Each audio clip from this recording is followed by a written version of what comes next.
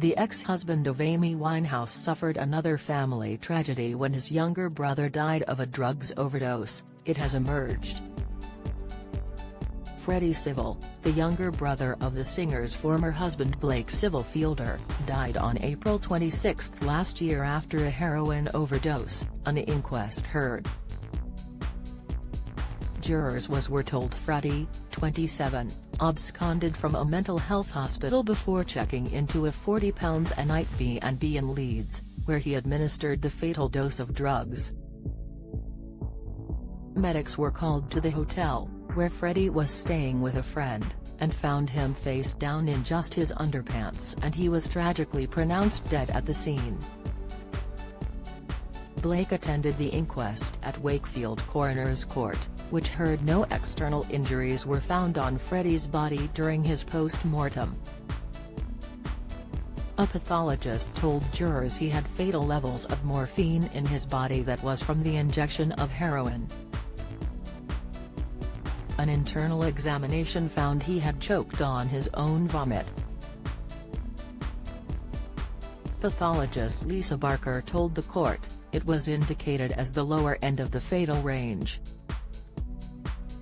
It might be survived by someone who regularly took heroin, because they build up a tolerance, but it might even have overdosed a chronic user. It was in the fatal range, even for somebody with a history of taking heroin. The inquest heard Freddie, who was born in Grantham, Lincs, had been made subject to a hospital order by a judge after being sentenced to HMP Leeds for a crime that wasn't specified. He had been detained under the Mental Health Act at Newton Lodge, a medium security unit in the grounds of Fieldhead Hospital in Wakefield, West Yorks, since the autumn of 2018. Jurors were told he had initially been diagnosed with paranoid schizophrenia, but that it was likely drug-induced rather than a mental disorder. On the morning of his death, he had been escorted to an area of the hotel where patients can do their banking and withdrawn around £100 cash and bought a drink from a shop. But on his way back to his wing of the hospital, he gave the staff member escorting him the slip and ran out of the grounds of the unit. The member of staff gave chase, but couldn't keep up and he was immediately reported missing to police.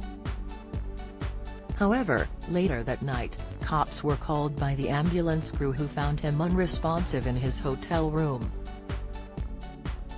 Detective Constable Charlotte Carroll told the court Freddie's pal Dennis Lennon has raised the alarm with hotel staff after Freddie injected himself with the drugs. The court heard Lennon raced downstairs and told staff, "Ring an ambulance, I think he's dead." When asked what had happened, Lennon told staff, "He's overdosed." The court heard Lennon was arrested and interviewed. He told police that he and Freddie had bought some beers earlier in the day and agreed to meet up later after Freddie had been shopping. He was later released as cops had no reason to believe he'd supplied the drugs to Freddie. DC Carroll told the court Lennon said he had been there to catch up with his old friend and he was concerned Freddie might be in trouble so wanted to keep an eye on him. Freddie's mom Georgette Civil had concerns over Freddie's care at the unit, the court was told. In a statement read out to the court on her behalf, she said Freddie had ballooned from 9 St to 17 St since being detained. And she said in the statement he was only given an hour's worth of exercise and activity per day, below the NHS recommendation of 25 hours of activity per week. Her statement read, Freddie raised a complaint of staff abuse and he needed 2-to-1 staffing.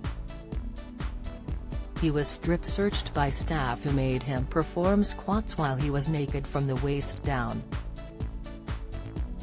Staff also called him a pedophile. Freddie was moved around from ward to ward and this didn't maximize his stability. Freddie was suffering from severe eczema and also suffered from alopecia. Mrs. Civil told the court Freddie's detention was due to end in June 2021 and he was making plans to open a barbershop with her help, as she was a retired hairdresser. But Dr. Suraj Shenoy, consultant forensic psychologist at the hospital, said Freddie had become frustrated at being in hospital for so long. The doctor said he believed Freddie would have been better suited to being treated for drug addiction at home. He told the court Freddie did not trust a number of staff at the hospital and he expressed concerns that he would not be released. Dr. Shenoy told the court that Freddie had been moved to different wards after he'd been able to buy drugs from other patients.